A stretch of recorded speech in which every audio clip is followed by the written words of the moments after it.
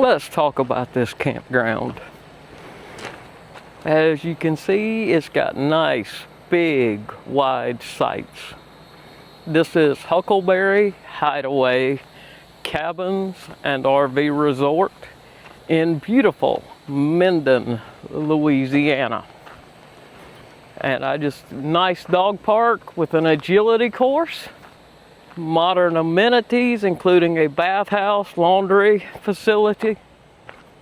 Pretty darned impressed with everything Lundy McKittrick has done here at Huckleberry Hideaway Cabins and RV Resorts.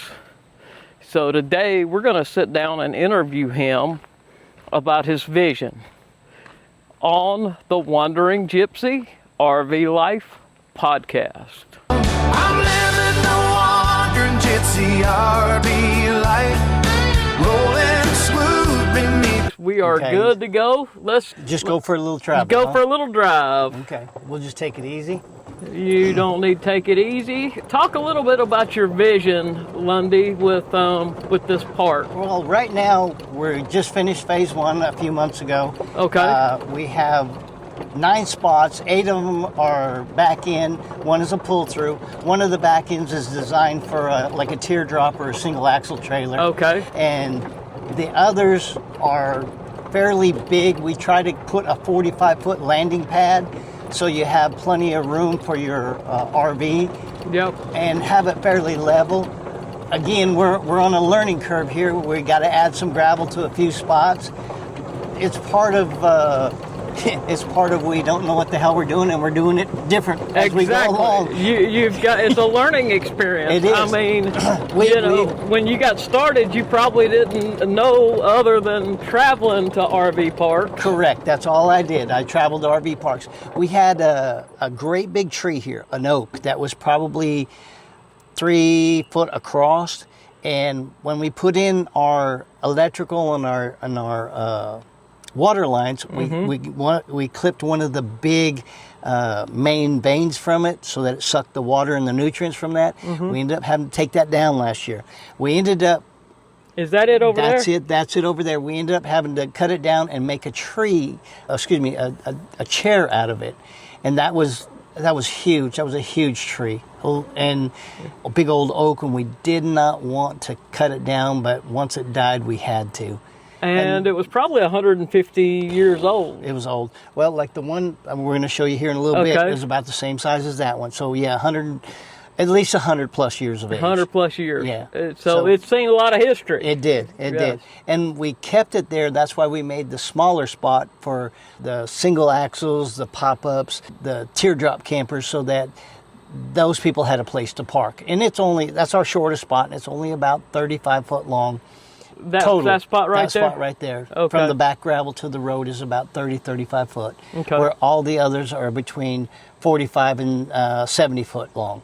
Yeah. And we've got at least 28 to 38 feet between each spot. So you got a fairly big landing pad and plenty of space for you to put your slide outs out, your awnings out. And we put a fire pit and a picnic table at each spot, and the fire pit has a place where you can grill on it. Oh wow! Yeah, and that's one of the things we want to do is make everybody have a grill. I saw that with the grill grate. That's pretty darn cool. Yeah, and we had so much wood here. Okay, until it runs out, you got free firewood. Okay, that's good. Yeah, but then you got to start charging for it. Then when I have to pay for it myself, then I'll have to charge for it. But I understand. Now, we got a ton of firewood, and it's everywhere. We tried to stack it so it wasn't 2 or 3 spots away, and they could go get firewood. Exactly. Yes. I like that. And we're doing it kind of like state parks and stuff. Everything's going to be one way. Right now, we've got some 2-way roads, but that will gradually go away once we're open up with phase 2 and phase 3. Great. Yeah. So again, we're just in the beginning stages, but we are definitely growing and enjoying what we're doing. And everything is a learning experience, is it not? It is a big learning curve for me. Thinking I can drive these places and back these trailers in here. Right. I mean, I don't mean to be negative, but some of the people have never backed up a trailer that have come here. And sure. That's in my mind, I would never send my wife or my girlfriend out someplace pulling a 30-foot trailer that they've never backed up. And the one lady pulled straight in, and finally Steve said, well, I can back that out for you. And she's like, oh, would you please? And she was staying around because she didn't want to have to back up that trailer. To me, I'd be like, hey, can you back this up for me? I have no idea what I'm doing, but she didn't want to say that. Well, you know, there's a lot of pride. Oh, yeah, she had people. pride. Yeah. That tree there is a little bit younger than the one that actually we lost. And it's probably about it's probably closer to 3 foot in diameter. Wow. Yeah, and that's been here a long time. And that's what you're trying to preserve when you're preserving all these trees. When we first come here, we wanted the timber company to come in and cut down all the pine trees. Mm-hmm. Well, some of the pine trees that we took down were between 80 and 110 foot tall. Wow. So I measured one at 105 feet because I was like, that's the biggest one we took down. And then the gentleman that was taking them down goes, no, that one on the backside of the pond was over 110 feet tall.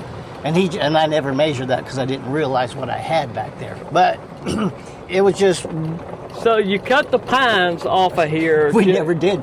The big pine trees are all here. We didn't cut any pines. Oh, wow. Well, let me back up. We cut about 20 pines.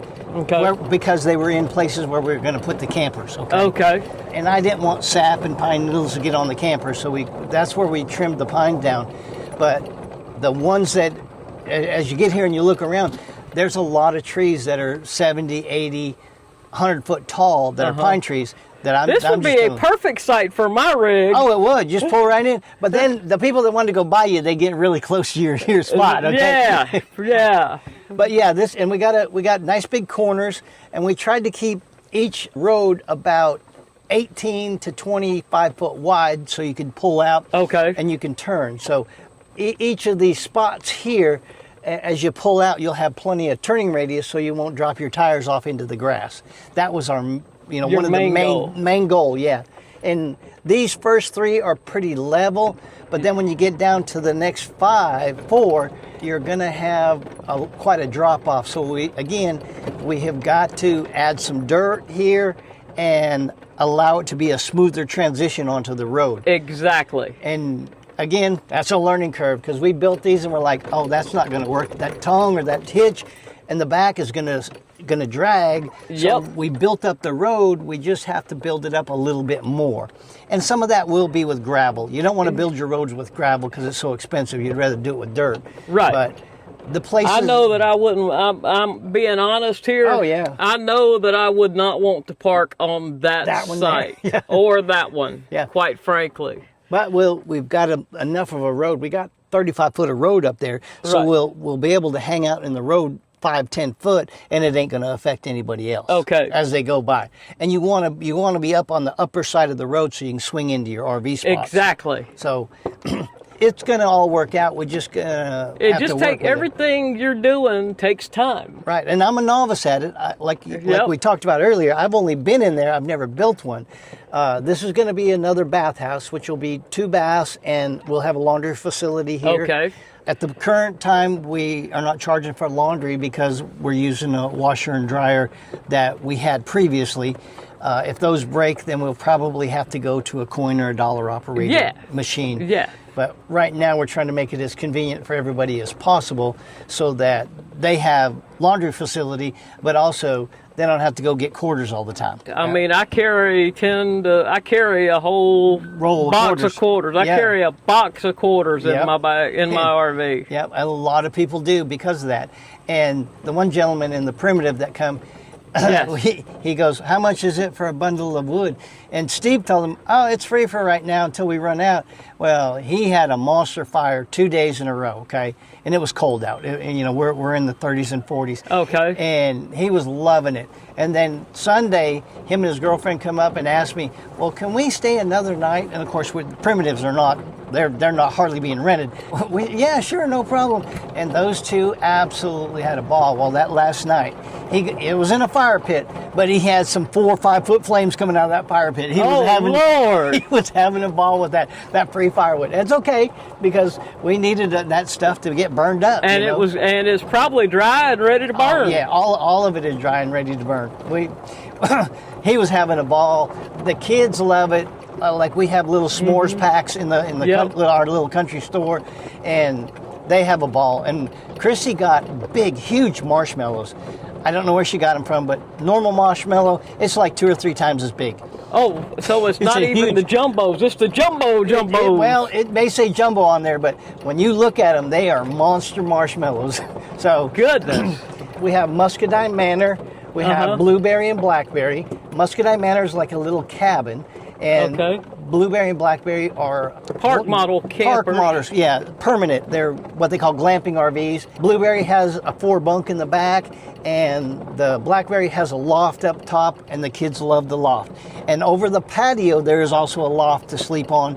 All of it is enclosed and air conditioned and everything. But the kids love the Blackberry because of the loft. Okay. And I see you're running surge protectors on everything, and yes. I really like that. Yeah. That protects the power. You have to run a surge protector.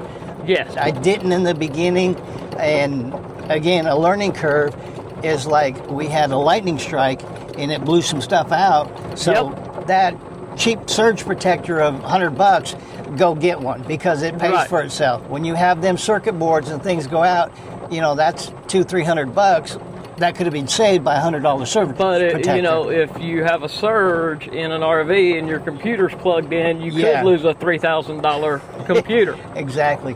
The computer can just go, and nothing we did, but no. But the thing is, a surge protector is very important. We've got good water here, so we don't require a pressure regulator, but some people use it anyway, okay? I was in Rock Springs at the Sweetwater Events Complex. Yeah. The pressure coming out of the hose bib, 100 PSI. Ooh, we're about 50 here, okay? We're half of that. So I had a pressure regulator as it was coming out of the hose bib, and I had a second pressure regulator going into my water filter. Oh, really? Okay. Yep. Yeah, you don't need it here, but if you want to use it, that's okay. That's a standard. That's the rolling smooth standard operating procedure of Bertie Bea. Okay. She has a pressure regulator no matter what. Nice playground. I mean, you've spent a small mint on that playground. Yeah, we kind of did it so if the kids wanted to have a war back and forth or squirt gun wars or something, they can shoot back and forth. Or if they wanted to have a paintball war, but you'd have to use water soluble so we can spray it down. But I would let them. We ended up with seesaws. One of our acquaintances says, well, I build picnic tables. Well, he's built every picnic table here for us. Okay. All I've done is stained them, and the same thing there. He built those, and he goes, do you want those? And I'm like, well, hell yeah, I want those. Heck yeah, let's do it. Yeah. And some of the kids don't know what they are, but some do. And the ones that do or figure out what to do, they have a ball on them. Good. You wouldn't believe how much those are used over the playground equipment and the swings. Yeah. I did find out about a big swing. I wanted to do a swing that had like a 20 or 35 foot top beam on it. Yep. You can't do one of those. They wanted it enclosed in a fence, and insurance purposes, you can't have that. I can have a splash pad here. Swimming pool, they don't like to insure swimming pools. It gets just way too expensive insurance-wise. And because of the danger, you'd have to have, and plus you'd have to hire a lifeguard. Or put a lot of signage up, swim at your own risk. And children under 16 or 18 must be supervised by an adult. That's right. And it was just too much of a hassle to do a swimming pool. Yeah. We wanted to do a great big slip and slide. Again, too much of a hassle. They just wouldn't allow it. So you have to go by what you can get insured by. And people don't realize how hard it is to get insurance. It took me 6 months to get insurance on this place. Wow. Yeah. Wow. And we jumped through some hoops. And because I'm in a Class A motorhome, and this society today is so litigious. Oh, yeah. Unfortunately, people will sue you at a drop of a hat and drop the hat to sue you. Yeah, exactly. And that was part of it, was slip and falls on a splash pad out here. You're going to have that. And what if someone, grandma or grandpa comes out there with the grandkids and they slip and fall and break a hip? Well, then you're on the hook for a hip replacement. That's right. Now all of a sudden, that splash pad, which wasn't too expensive, cost you $150,000. Exactly. And there goes your insurance premium. So. And your insurance premiums go through the ceiling. Through the roof. Yep. Yeah. We try not to have any insurance claims. So far, we've been good. Yep. No damage to any RVs. We've only had one big limb that fell, and it was at a time when there was, we were first opening up.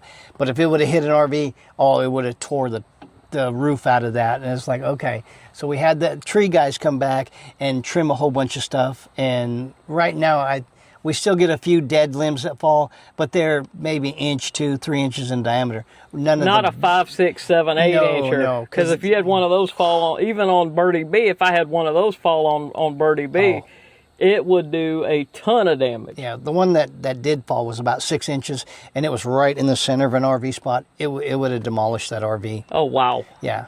You're talking probably a 500-pound branch.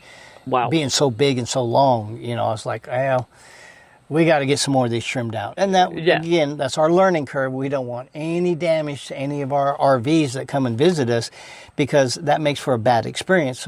And it makes for a bad, one bad review overrides 100 5-star reviews. Yeah. Yes. Yeah, and that's the thing. We worked really hard to get all 5-star reviews, but every once in a while you're going to get a 4-star review.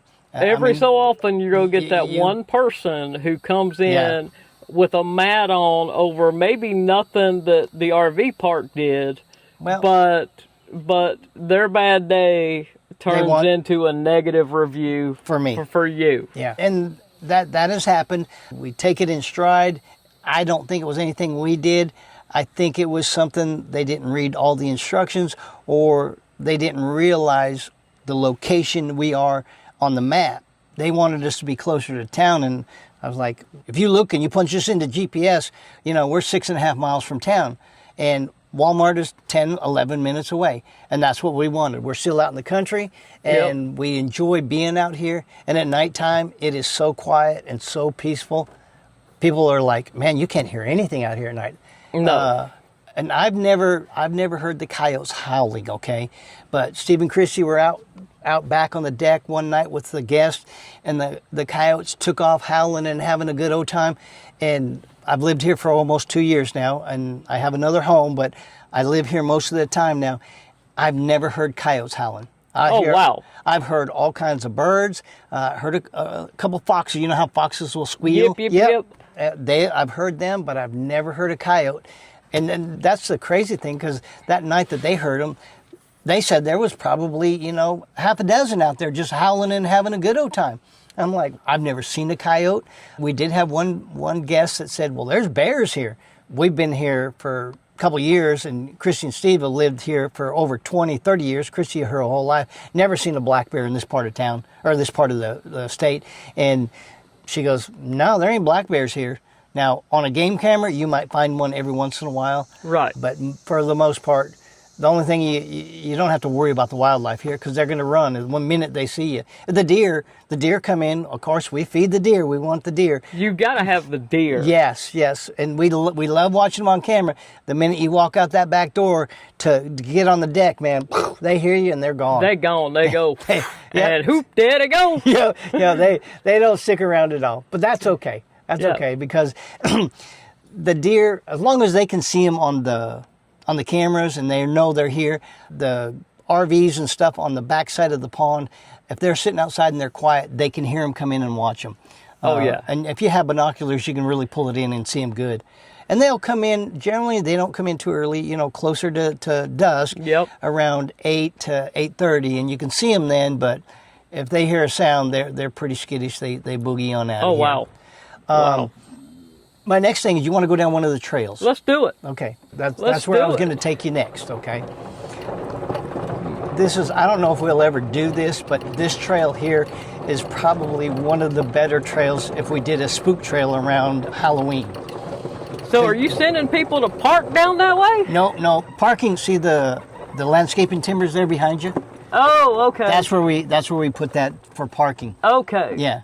Got it. When we have events or karaoke or a potluck, the people that are coming that are not guests not camping, here, yeah, they can park there. And this was a property line, and we wanted it, the forestry mulcher come in and mulch all the way down so you make a big loop around the whole place. Okay. And I hadn't seen any snakes yet, but I'm sure you got them. Well, that's the thing. When we first got here, we did see a few snakes, but they were always away from the lodge and the game room. And then last summer, we saw a rat snake come through about 3 foot. Steve grabbed it and took it and put it out and let him go. Rat snakes are good to keep the rodents down. Well, the other thing, the rat snakes will also eat the water moccasins and the rattlesnakes. And the copperheads. And the copperheads, yeah. This is Buckeye Trail I'm going to take you on, okay? Let me keep my camera from hanging up. Yeah. But you're fine there. This is perfect. Yeah. But if you look at all the pine needles that are hanging down. Yeah. That is the part I was like, well, where, this has never been, This would be a spooky trail at night. You get down in here at night, and it gets dark in here, okay? When you're out in the open, it's okay.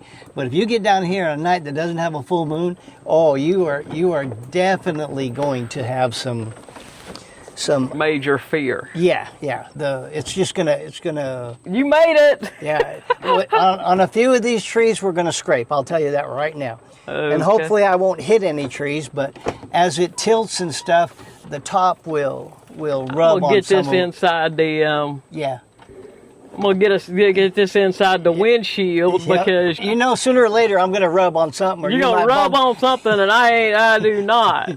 Yeah, you're not gonna be aware that we're getting that close. Yeah, so this is. But see, you've got a gorgeous piece of property, Lundy. Oh, I can't expand this way because of the drop off. Okay, but this piece of property for walking trails is beautiful. Okay? Right.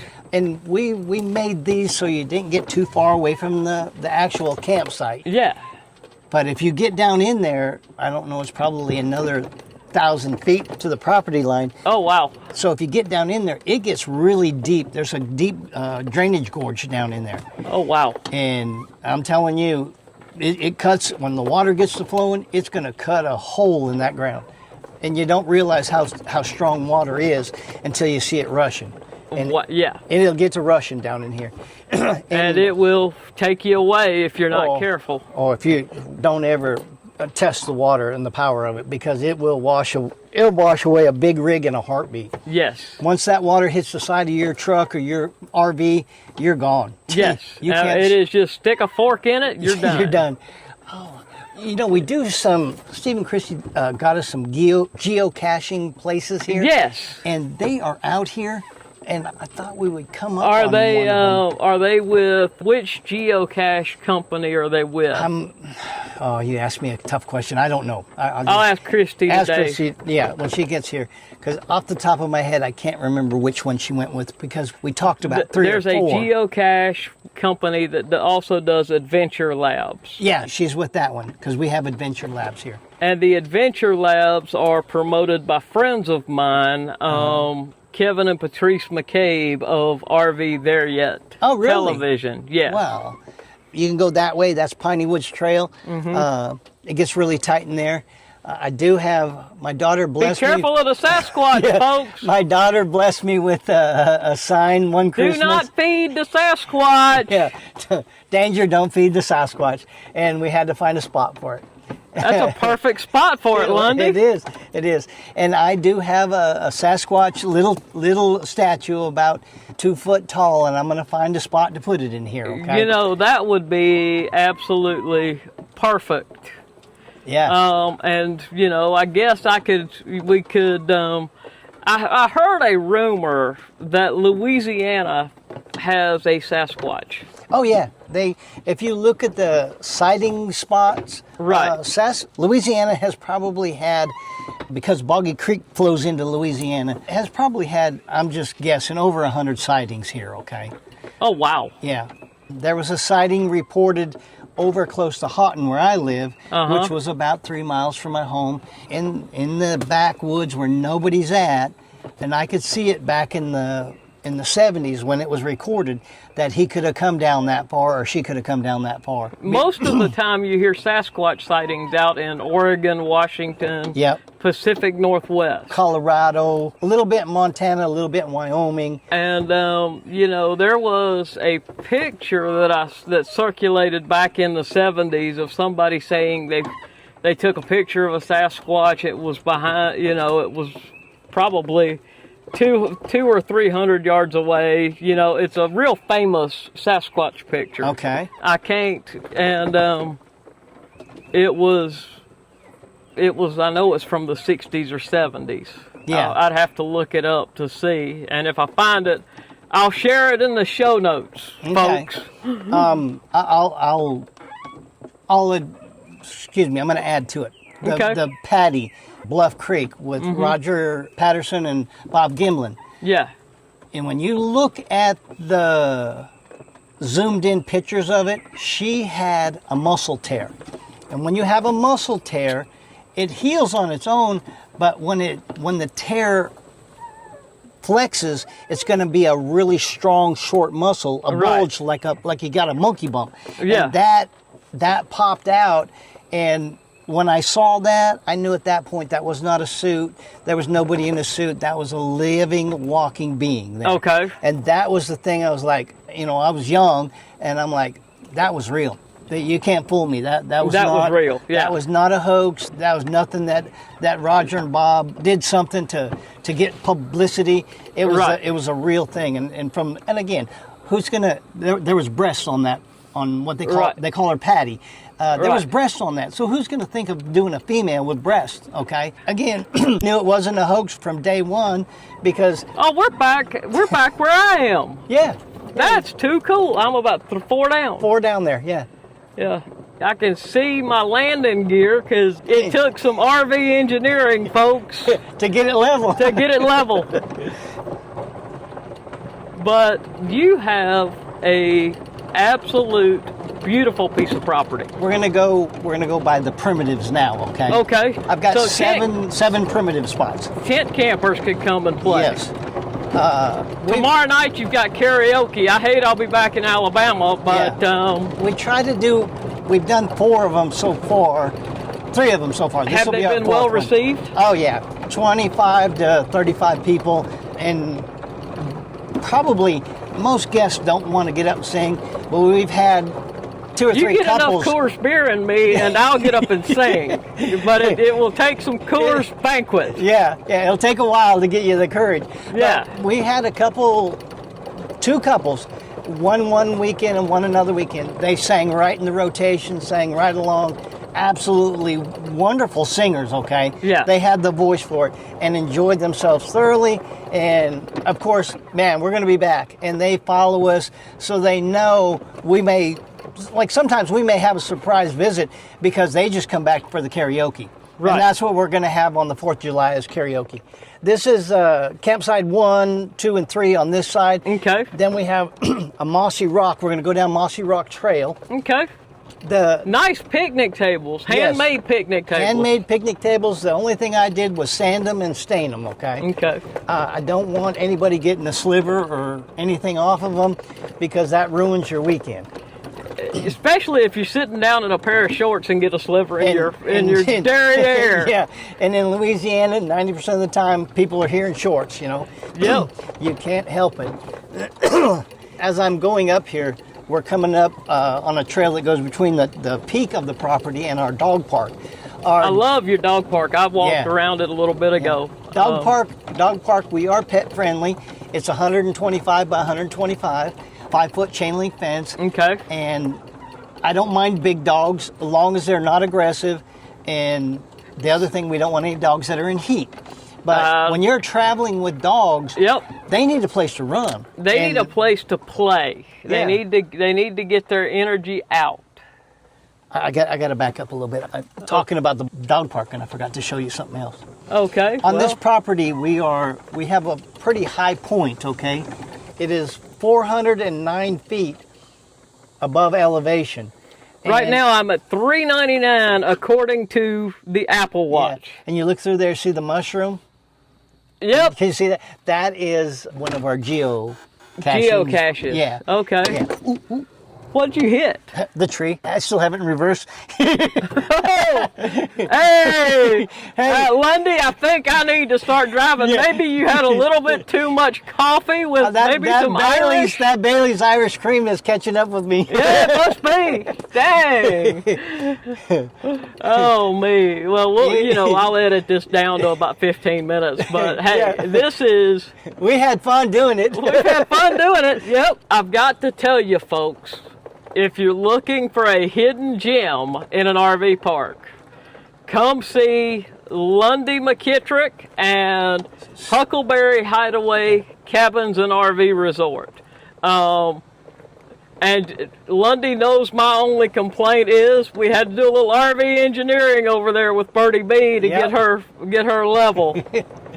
But it's not really a complaint. I had all the right tools, and I carry ramps, I carry stack pads, I have snap pads on my jacks, and all you've got to do to be stable is just make sure you're not hanging your front tires in the air. Yeah.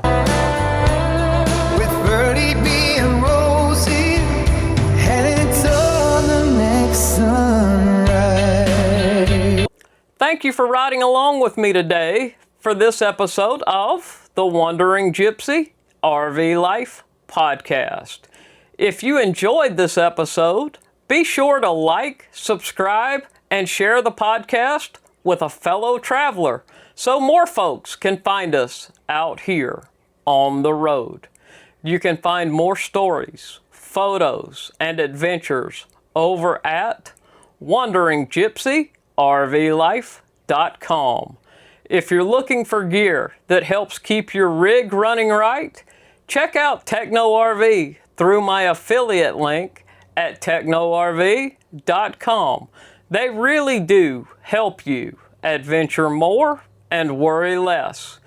And if you enjoy cowboy storytelling and rodeo history, my good friend Doug Simcox hosts a great podcast called Beyond the Chutes, which is well worth a listen at beyondthechutes.show. If you'd like to dive deeper into the mindset behind this lifestyle, you can check out the Rolling Smooth RV book series at wanderinggypsyrvlife.com/rolling smooth. Until next time, keep your rig rolling smooth. Keep your coffee hot. And remember, sometimes the best repair isn't just the one that fixes your RV. It's the one that quiets your mind. Safe travels, my friends. And remember, not all who wander are lost.